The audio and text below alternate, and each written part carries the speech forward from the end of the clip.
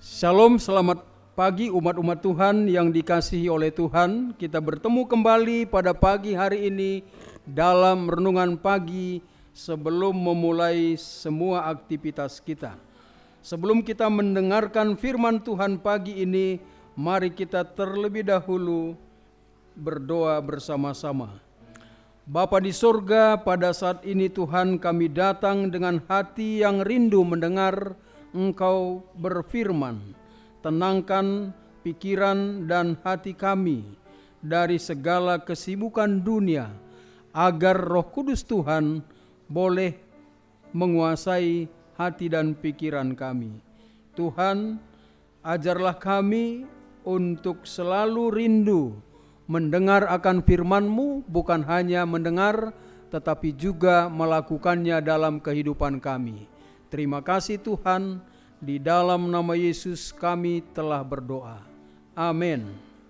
Saudara-saudara yang diberkati oleh Tuhan, adapun menjadi judul renungan kita pada pagi hari ini adalah ketika AI menguasai dunia, siapa menguasai hatimu?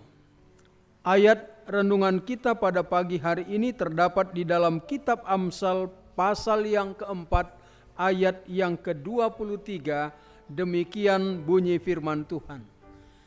Jagalah hatimu dengan segala kewaspadaan, karena dari situlah terpancar kehidupan. Saudaraku, tahun 2026 adalah era kecerdasan buatan. Teknologi berkembang sangat cepat. AI dapat menjawab pertanyaan, membuat gambar, menulis, bahkan meniru suara manusia. Dan dunia sangat kagum pada kecanggihan teknologi ini. Tetapi di tengah kemajuan teknologi, muncul pertanyaan yang lebih penting. Siapa yang menguasai hati manusia? Manusia mungkin berhasil dalam kemajuan teknologi yang cerdas, tetapi tanpa Tuhan, hati manusia tetap kosong, gelisah, dan mudah tersesat. Saudaraku, teknologi pada dasarnya hanyalah sebuah alat. Ya, masalah terbesar sebenarnya bukan terletak pada AI, melainkan pada hati manusia yang semakin jauh dari Tuhan. Banyak orang lebih percaya algoritma daripada firman Tuhan. Lebih cepat mencari jawaban internet daripada berlutut di dalam doa. Padahal hanya Tuhan yang sanggup memahami hati manusia sepenuhnya. Oleh karena itu Alkitab berkata di dalam kitab Yeremia 17 ayat 9, hati itu licik, lebih licik daripada segala sesuatu. Di akhir zaman, saudara-saudara, pengetahuan akan bertambah pesat, sebagaimana yang dicatatkan oleh kitab Daniel pasal yang ke-12 ayat yang ke-4. Namun peningkatan pengetahuan tidak selalu berarti peningkatan hikmat rohani. Dunia bisa semakin pintar, tetapi manusia bisa semakin kehilangan arah moral. Tulisan pena inspirasi mengatakan, kemajuan ilmu pengetahuan tanpa takut akan Tuhan akan membawa manusia kepada kebinasaan. AI dapat membantu pekerjaan manusia, tetapi AI tidak dapat menggantikan Roh Kudus. Teknologi dapat memberi informasi, tetapi hanya Kristus yang dapat memberi transformasi hati.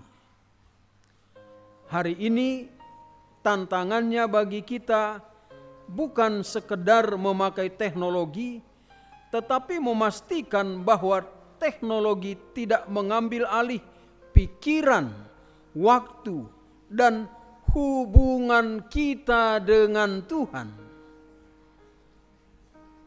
Oleh karena itu, saudara-saudara, sebagai pelajaran rohani bagi kita pada renungan pagi ini, teknologi harus menjadi alat, bukan menjadi tuan atas hidup kita.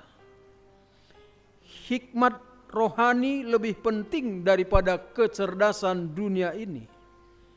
Dan hati yang dipenuhi oleh firman Tuhan itu tidak mudah dikendalikan oleh dunia.